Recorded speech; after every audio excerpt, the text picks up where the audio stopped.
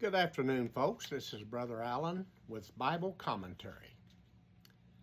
Today, I would like to address life and abortion in the Bible, specifically Genesis, from a Hebrew or biblical understanding at that time.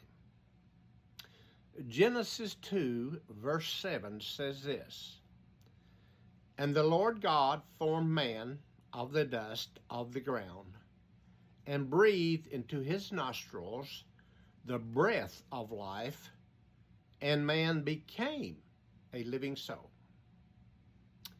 In Genesis chapter 3, verse 19, "In the sweat of thy face shalt thou eat bread, till thou return unto the ground.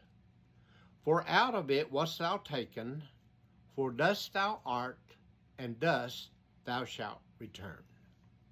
Now, I'm going to be using some Hebrew words here, so I may mispronounce them, and I ask your forgiveness. But it is important to note the Hebrew rather than the English to understand these passages in Genesis. So let's begin again with Genesis 2, verse 7. "Then the Lord God formed." That is a Hebrew word, yatsar, meaning fashion. "Then the Lord God fashioned man of the dust." The word dust is a Hebrew word, afar, meaning mud, from the ground. So God formed man of the dust from the ground, and the Hebrew word for ground is Adamah, meaning the earth. That is why the first man was called Adam, and biological life only. And God breathed, the Hebrew word naptak, meaning blow. God blew into his nostrils the breath of life, neshama haya, or soul life. God breathed into Adam soul life, and then man, who was fashioned from the mud, from the ground, became a living soul. Napesh haya, literally meaning a soul having human life. Neshama refers to the breath of God. God himself breathed into the first man, neshama, a spark of his own life. This is the spark that generates human life. Note the striking contrast between flesh, blood, and bone of biological life and the intangible essence of soul life.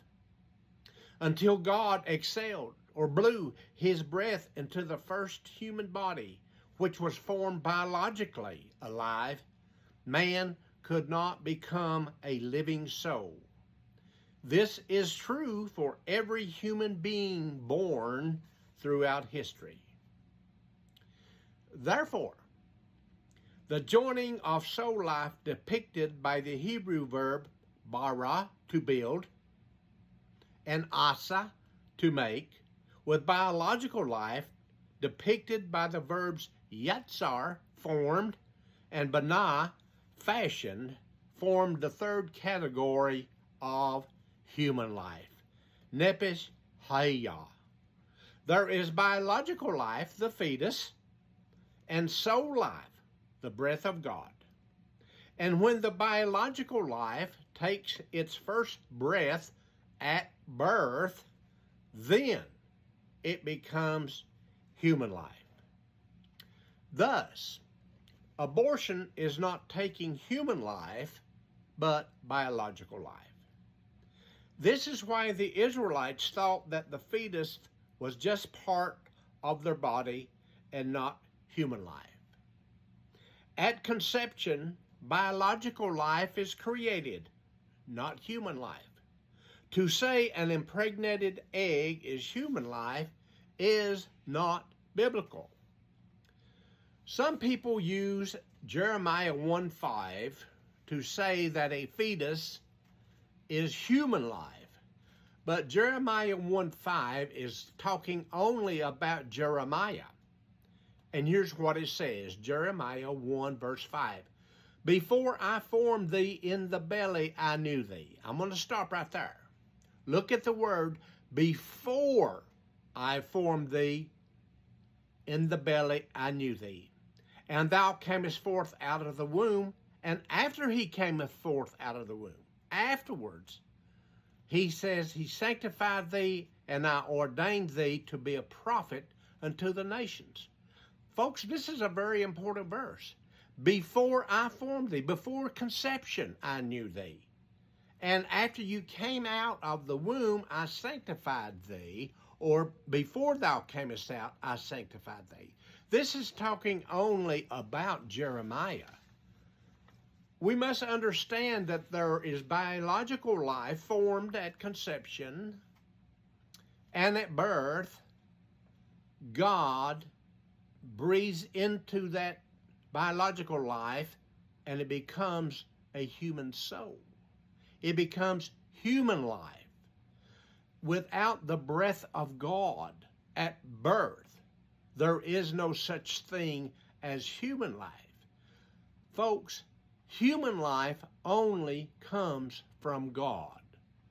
Biological life or a fetus can come from two individuals.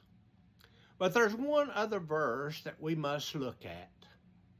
Ecclesiastes chapter 12 verse 7 says this, Then shall the dust, the biological life, return to the earth as it was. From dust thou came, and to dust thou shalt return. And the Spirit, which is the breath of life from God, shall return to God who gave it. I'm sharing this with you because I know that there is a lot of different ways to interpret the scriptures concerning abortion. And this right here should help us differentiate between a fetus, which is biological life, and a human life, which is a biological life that has been infused with the Spirit of God at birth upon its first breath. I hope this helps you to decide how you feel about it from a scriptural standpoint. My last comment would be this. I personally do not think that it is the government's decision, the church's decision, or any other person except the woman who should decide what to do with her own body. That is called freedom under the Constitution. I hope I have given you something today to think about. This is Brother Allen.